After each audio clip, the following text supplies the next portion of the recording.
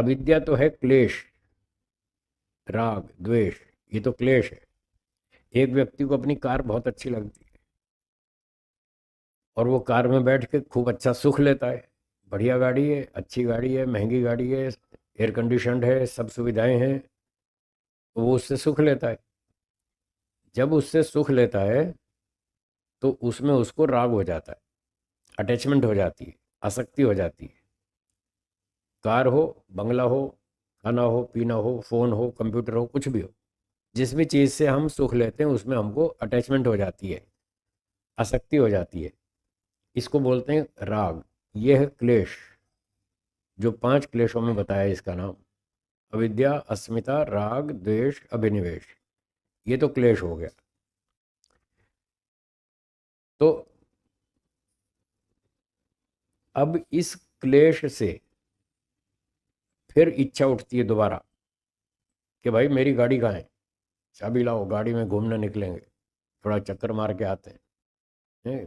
गर्मी हो रही है, मूड खराब हो रहा है, बोर हो रहे हैं, चलो थोड़ा घूम घाम के आते हैं, एसी चलाएंगे, घूमेंगे फिरेंगे, कुछ मार्केट में चलेंगे, कुछ खा पी भी लेंगे, कुछ गार्डन वार्डन में सैर कर लेंगे, कहीं देख दाख के आते हैं घूम घाम के।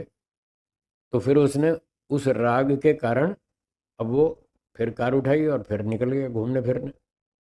फिर घूमा फिरा, उसका सुख लिया। कार में बैठा, एसी चलाया, उसका सुख लिया।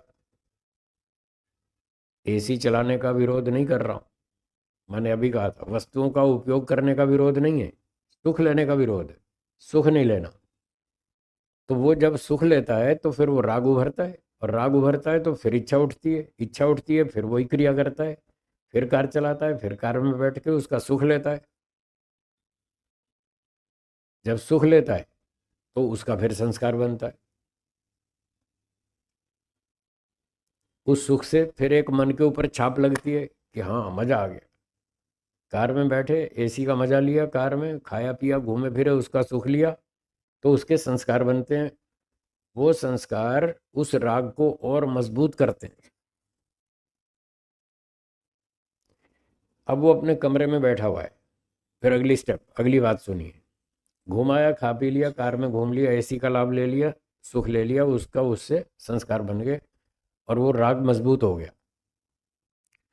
अब वो अपने कमरे में बैठा है और फिर बैठे बैठे सोचता है कि कार का सुख लेना चाहिए या नहीं लेना चाहिए। अब ये फिर राग उठ रहा है, उसको विचार उठ रहा है, अंदर से विचार उठ रहा है, भाई कार का सुख लेना चाहिए या नहीं लेना चाहिए। तो एसी का सुख लेना चाहिए या नहीं, हाँ लेना चाहिए। मिठाई का सुख लेना चाहिए या नहीं, लेना चाहिए।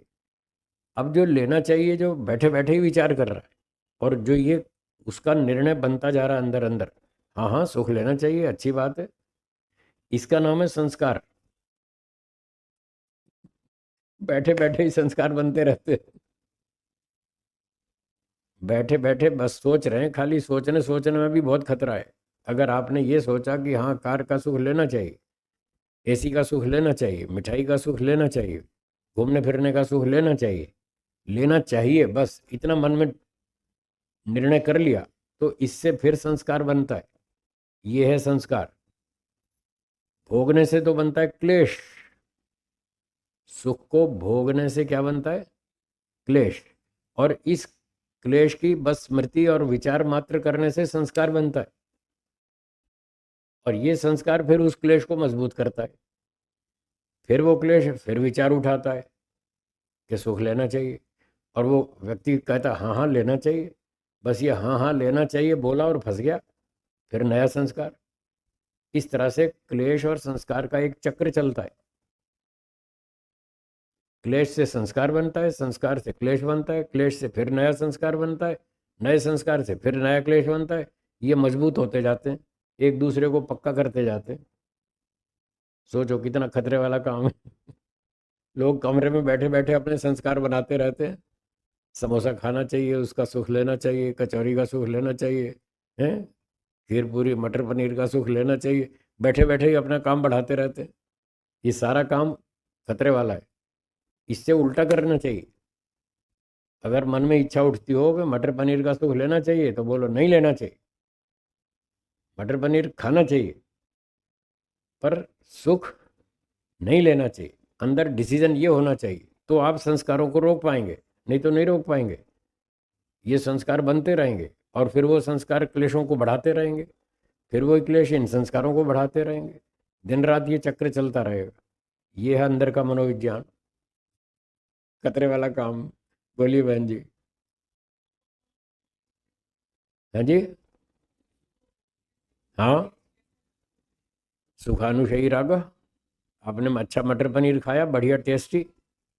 जब टेस्टी सुखदायक खाया तो आप मन में एक बात दोहराते हैं उस समय, वाह मजा आ गया, क्या बढ़िया टेस्टी बना था, इसमें मलाई वलाई डाल रखी थी। आज तो टेस्ट और भी अच्छा था, मलाई डाल रखी थी। अब ये मन के ऊपर जो छाप लग गई कि बहुत अच्छा था, टेस्टी था, मजा आ गया, बस ये राग को उत्पन्न करेगा। ये फिर उसमें आसक्ति बढ़ाएगा। 2-4 दिन बाद फिर दोबारा इच्छा पैदा होगी। किसी दिन मटर पनीर की इच्छा होगी, किसी दिन मलाई कोफ्ते की, किसी दिन कोई और पुलाव की, और किसी दिन और किसी चीज की। रोज कोई ना कोई इच्छा होती रहती है। क्यों जी? होती है ना? रोज बनाते हैं लोग, बढ़िया बढ़िया चीजें रसोई में बनाते हैं। इसीलिए तो बनाते हैं, ऐसी ऐसी बढ़िया टेस्टी चीज बनाएंगे, खुद भी मजा लेंगे, परिवार को भी खिलाएंगे। तो इस तरह से खाने के बाद जब सुख लेते हैं, खाना तो एक उदाहरण है, किसी भी इंद्रिय का सुख लेंगे तो उसमें आसक्ति बनेगी। वो जो आसक्ति बनती है, अटैचमेंट होती है, उसका नाम राग नामक क्लेश है। और उस क्लेश के कारण फिर कमरे में बैठे बैठे वो संस्कार बनाते रहेंगे, बार बार वही रिपीट करते रहेंगे। हाँ मलाई अच्छी है, पा, पास्ता अच्छा है, बर्गर अच्छा है, फलानी चीज़ अच्छी है, उसका सुख लेना चाहिए।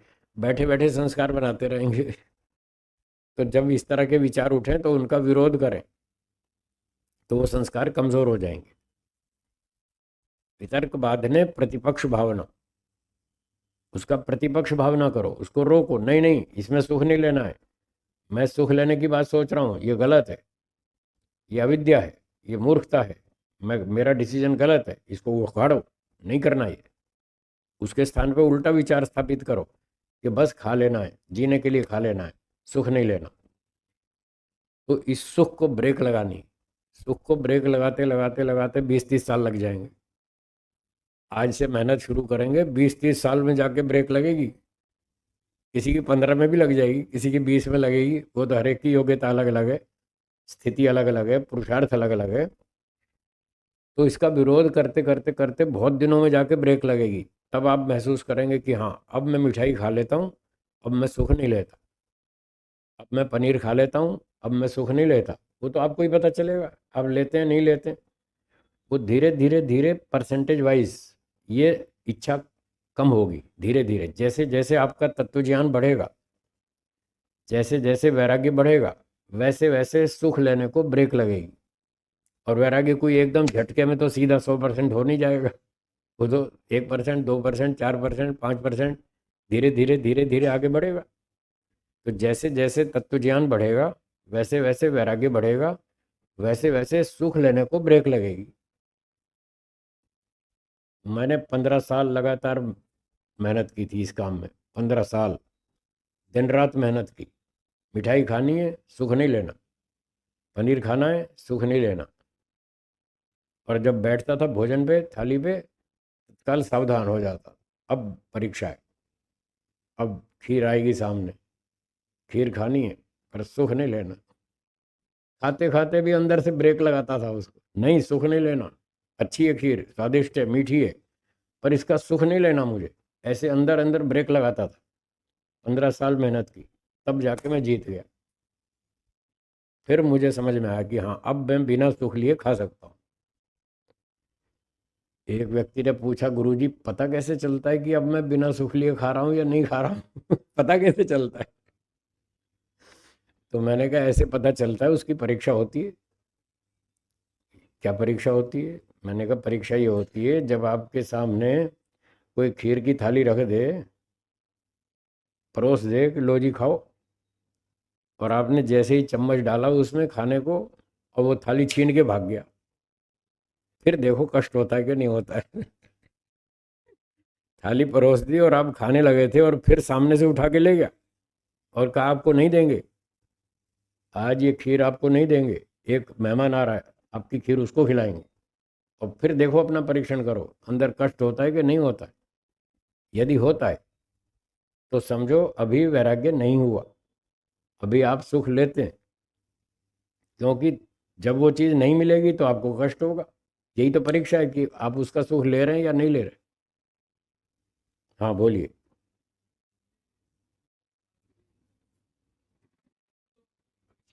हाँ, खुद ही एग्जाम दो, खुद ही परीक्षा करो कि मुझे कितना वैराग्य हुआ, कितना मेरा तत्व ज्ञान ऊंचा उठा, मैं सुख ले रहा हूँ या नहीं ले रहा हूँ। खुद अपना परीक्षण करो, दूसरे का नहीं करना। फिर लोग आपका भी करेंगे। आपकी भी थाली उठा के ले जाएंगे, फिर आप दुखी हो जाओगे। हाँ जी बोलिए। पूरी तरह खत्म करना। हाँ खत्म करना है। ये कैसे खत्म होगा? जब उसमें दुख दिखेगा, ये उपाय है। संस्कार भी। हाँ जी हाँ जी। सांसारिक इच्छाओं को खत्म करना, और वो खत्म करने का उपाय है उसमें दुख देखना। यदि आपको दुख दिखेगा तो ही इच्छा हटेगी, नहीं तो नहीं। अभी मैं एक डब्बा यहाँ रख देता हूँ मिठाई का, और आपसे ये कहूँगा कि आधा घंटा ईश्वर का ध्यान करो, फिर आपको मिठाई बटेगी प्रसाद में, है। तो आप ईश्वर का ध्यान करेंगे या मिठाई का? मिठाई का। मिठाई का ध्यान करेंगे, वहां से इच्छा आपकी नहीं हटी। क्यों नहीं हटी? क्योंकि उसमें सुख दिखता है। और फिर मैं आपके आंख के सामने उसमें थोड़ा सा जहर टपका दूंगा, उस मिठाई में डब्बा खोल के आपके सामने, ये देखो भाई मैं थोड़ा सा जहर डाल रहा हूँ, और ढक्कन लगा के रख दूंगा। और फिर कहूंगा आप ईश्वर का ध्यान करो, आधे घंटे बाद आपको ये जहरीली मिठाई बटेगी, ये जहरीली मिठाई। अब आपको ध्यान में मिठाई खाने का विचार आएगा? देखो अब मना कर रहे हैं, नहीं आएगा। अब इच्छा हट गई ना। कैसे हट गई? अब उसमें आपको दुख दिख रहा है। बस ये टेक्निक है, ये ऋषियों ने बताई, मेरी नहीं है, मैं तो बता रहा हूँ केवल। विद्या मेरी नहीं है, ये गुरुजनों की विद्या है, ऋषियों की विद्या है, वेदों की विद्या है। तो महर्षि पतंजलि जी ने दूसरे चैप्टर में 15वां सूत्र, उसमें बताया चार दुख मिलेंगे। मिठाई खाओगे एक सुख मिलेगा, चार दुख मिलेंगे। तो जब ये समझ में आ जाएगा कि इसमें सुख एक मिलेगा, दुख चार मिलेंगे, तो इच्छा खत्म हो जाएगी। जैसे अभी बताया जहरीली मिठाई, ये जानने के बाद फिर इच्छा खत्म हो जाएगी, फिर नहीं खानी। ऐसे वैराग्य होता है, ऐसे तत्व ज्ञान होता है। बोलिए। जीवन रक्षा के लिए खाओ, मैंने कब मना किया? तीसरी बार दोहरा रहा हूं, खाने को मना नहीं किया। खाने को मना नहीं है, मिठाई खाओ, सुख मत लो। दाल रोटी सब्जी घी दूध मलाई मक्खन सब कुछ खाओ, सुख मत लो। सुख को ब्रेक लगानी है, भोजन को नहीं। कार का विरोध नहीं है, कार में बैठो यात्रा करो, कोई बुरी बात नहीं है। सुख नहीं लेना, सुख लिया तो फंसेंगे, फिर राग होगा, फिर राग से फिर वो संस्कार बनेंगे, फिर ये चक्कर चलेगा। क्लेश से संस्कार, संस्कार से क्लेश, क्लेश से संस्कार, संस्कार से क्लेश, ये चक्र चलता रहेगा और फिर योगाभ्यास फेल हो जाएगा। बोलिए।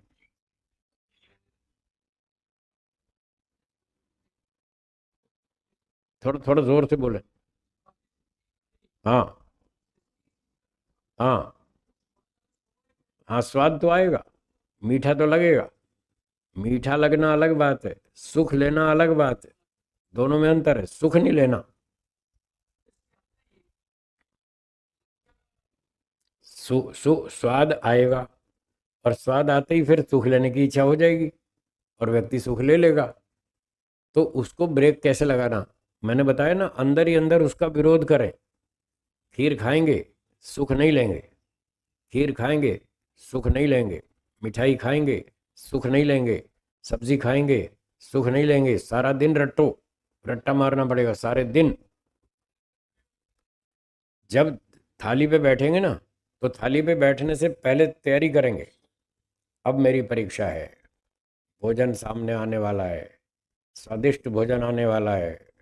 हैं, परिवार के लोगों ने बहुत बढ़िया स्वादिष्ट भोजन बनाया है, प्रेम से बनाया है, बहुत श्रद्धा से बनाया है, प्रेम से खिलाएंगे। तो अब मुझे इसका सुख नहीं लेना है। भोजन तो खाना है, शारीरिक रक्षा के लिए, स्वास्थ्य रक्षा के लिए भोजन तो खाना है, पर इसका सुख नहीं लेना है। ये रोज़ तैयारी करनी पड़ेगी, दिन भर तैयारी करनी पड़ेगी, भोजन से पहले और तगड़ी तैयारी करनी पड़ेगी। और फिर खाएंगे जब, जैसे ही जीभ पर रखेंगे भोजन, तो स्वाद आएगा। तो स्वाद आएगा, यहाँ तक कोई समस्या नहीं। पर अंदर आपने मन में यदि ये दोहरा दिया कि वाह मजा आ गया, बस यहाँ खतरा है। ये नहीं बोलना मजा आ गया, ये नहीं बोलना। भोजन अच्छा है, स्वादिष्ट है, पुष्टिकारक है, बुद्धिवर्धक है, आयुवर्धक है, रोगनाशक है, ये सब ठीक है, यहाँ तक दोहरा सकते हैं। पर बहुत खाने में मजा आ गया, ये नहीं बोलना, बस यही खतरे वाला सेंटेंस है। ये वाक्य बोलते ही आप सुख ले लेंगे, तो उसको ब्रेक लगानी है। हाँ जी बोलो।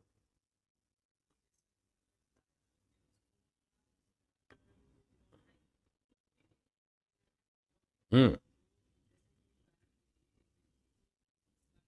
हाँ ठीक है। गाड़ी में बैठ के जो जाता है, वो वस्तु का सेवन करेगा, प्रयोग करेगा, उसको सुविधा मिल जाएगी, पर वो सुख नहीं लेगा। मन में यही रखना है कि मुझे गाड़ी की सुविधा मिली है, मुझे इस सुविधा का उपयोग करना है, सुख नहीं लेना है। जैसे अभी मैंने स्वाद और सुख में अंतर बताया। खाने में खीर खाई, अच्छी लगी, स्वादिष्ट थी, अच्छी लगी, तो स्वादिष्ट थी वो ठीक है। पर उसके बाद जो आप ये मन में दोहराते हैं कि वाह मजा आ गया, ये आपने सुख ले लिया। तो सुख नहीं लेना है। उस भोजन का अच्छा है, स्वादिष्ट तो होना ही चाहिए। बेस्वाद होगा तो आप खा ही नहीं पाएंगे। खीर में नमक, वो नमक डाल दो, फिर आप खा पाएंगे? अच्छा, खीर में चीनी कम हो, मीठा कम हो, तो खा पाएंगे? मज़ा नहीं आएगा ना, खाया ही नहीं जाएगा। फीकी खीर खिलाओ, हाँ जिसको डायबिटीज़ है वो अलग बात है। जिसको डायबिटीज़ नहीं है वो फीकी खीर कहाँ खाएगा? वो कहेगा ये कोई खीर बनाई है, मीठे के बिना कोई खीर होती है? मीठा तो डालो। तो जब मीठा डाल दिया, ठीक ठीक डाल दिया, तो ठीक है, स्वाद तो लगेगा। पर मन में ये नहीं दोहराना कि मज़ा आ गया। पर ठीक है, अच्छी है, स्वास्थ्य रक्षक है, इतना बोल सकते हैं मन में, इससे ज़्यादा नहीं। तो जैसे भोजन खाते समय स्वाद तो आएगा, सुख नहीं लेना। ऐसे कार में बैठ के जब यात्रा करेंगे, तो सुविधा तो मिली, सुख नहीं लेना। यहाँ स्वाद और सुख है, वहाँ सुविधा और सुख है, सुविधा का उपयोग कर लो, सुख नहीं लेना वहाँ भी। वहाँ पर ये कहना है कि भाई ठीक है, मुझे सुविधा मिल गई, मेरा पैदल जाता तो 20 मिनट लगते, कार में गया तो 3 मिनट में पहुँच गया, ठीक है। तो बस सुविधा मिल गई, उसको सुविधा मान के उपयोग कर लो। उसको सुविधा नहीं मिली, वो बेचारा पैदल गया, मुझे कार की सुविधा मिल गई, मैंने कार का लाभ उठा लिया, बस सुविधा मिल गई, इतना ही समझना है। इसका मज़ा नहीं लेना, ऐसे उसको भी ब्रेक लगाना है। हाँ जी बोलिए। हो गया? और बोलिए।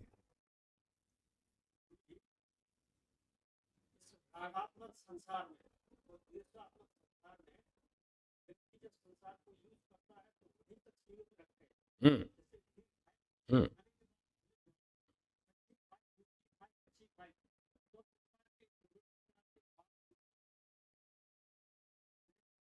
ठीक है, ये बिल्कुल ठीक है, बस खा लिया पी लिया भूल गए। अगर आपसे ये पूछा जाए कल क्या खाया था, तो आप फट बताएंगे हाँ कल पालक पनीर की सब्जी थी, हैं, और दाल चावल थे, एक पुलाव भी था, और आपको सारा याद रहता है, तो इसका मतलब आप मजा लेते रहते हैं, तभी तो याद रहता है। और अब बस जीने के लिए खाते हैं, तो आपने खा लिया, बात खत्म हो गई। फिर कोई पूछे हाँ जी कल सुबह क्या खाया था, मुझे नहीं याद नहीं, खाया और भूल जाओ। और अगर कोई आपकी परीक्षा लेके बताओ क्या खाया था, फिर आपको बहुत याद करना पड़ेगा, नाश्ते में क्या था। अच्छा अच्छा ये था, अभी तो वो पोहे खाए थे। और क्या खाया था? पोहे के साथ वो दही थी या छाछ थी। तो फिर इस तरह से बहुत याद कर करके व्यक्ति बताता है, तो ठीक है, मतलब उसने ज़्यादा सुख नहीं लिया, या नहीं लिया, या बहुत थोड़ा लिया, वो तो उसके स्तर की बात है, कितना लेता है कितना नहीं लेता, वो तो ज्ञान विज्ञान की बात है। मतलब वो यदि खा पी के भूल जाता है तो समझो ठीक है, ये स्तर अच्छा है। और वो याद रखता है कि हाँ परसों मिठाई खाई थी, हैं, 3 दिन पहले पार्टी में गए थे, क्या बढ़िया गुलाब जामुन थे, मज़ा आ गया, ये खतरा है कि ये याद नहीं रखना। हाँ जी बोलो। हम्म। ठीक। ठीक है।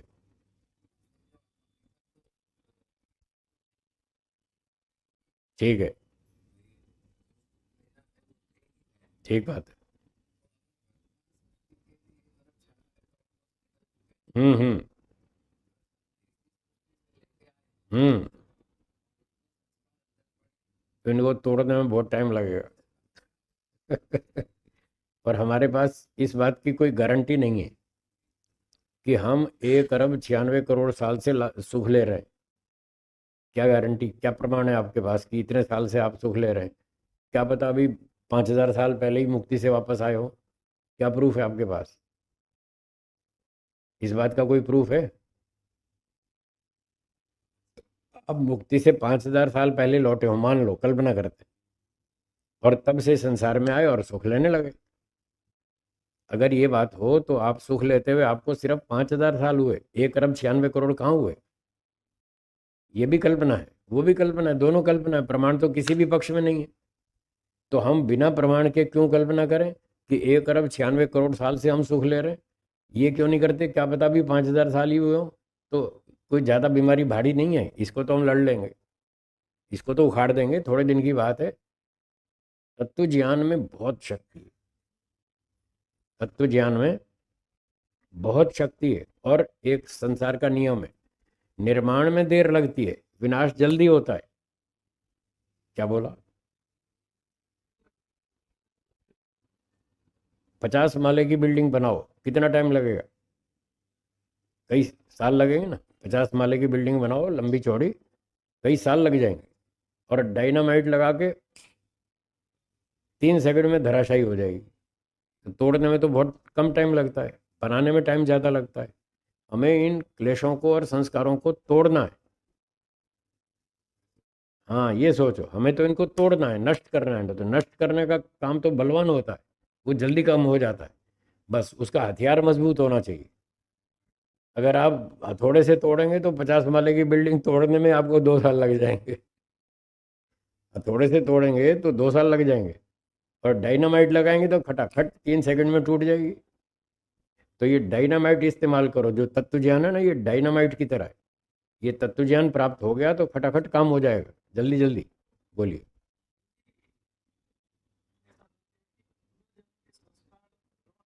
हम्म। हम्म। ठीक है।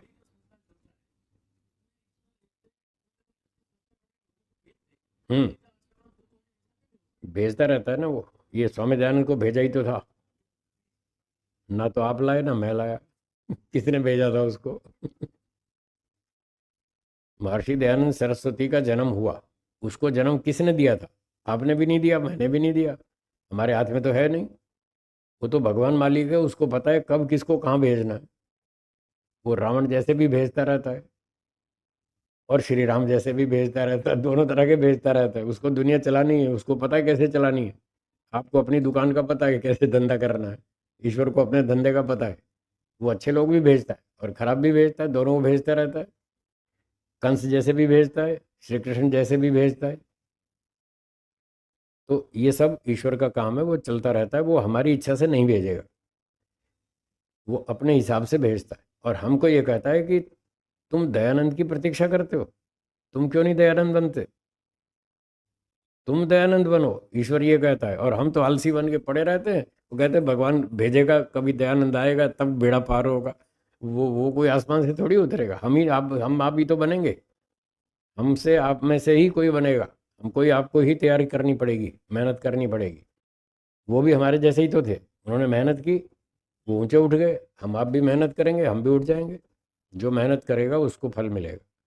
हाँ जी, बोलिए।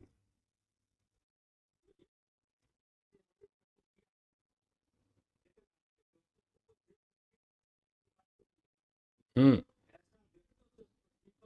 हम्म। हम्म। कर सकते हैं। जी।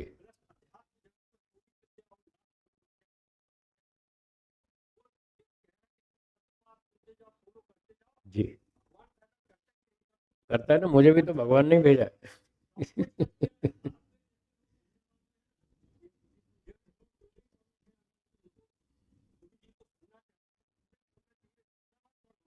सही बात है, नहीं करते लोग। तो जैसे श्री राम जी को भेजा, महर्षि दयानंद जी को भेजा, मुझे भी भेजा, आपको भी भेजा है।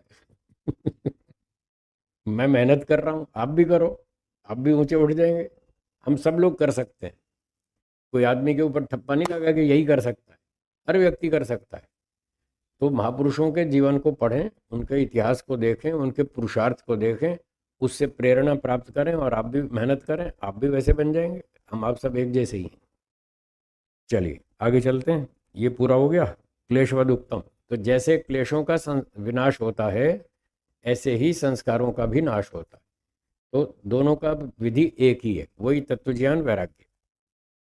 एक सूत्र और पढ़ते हैं, बोलिए। प्रसंख्याने अपि अकुसीदस्य सर्वथा विवेक ख्यातेः धर्ममेघः समाधि।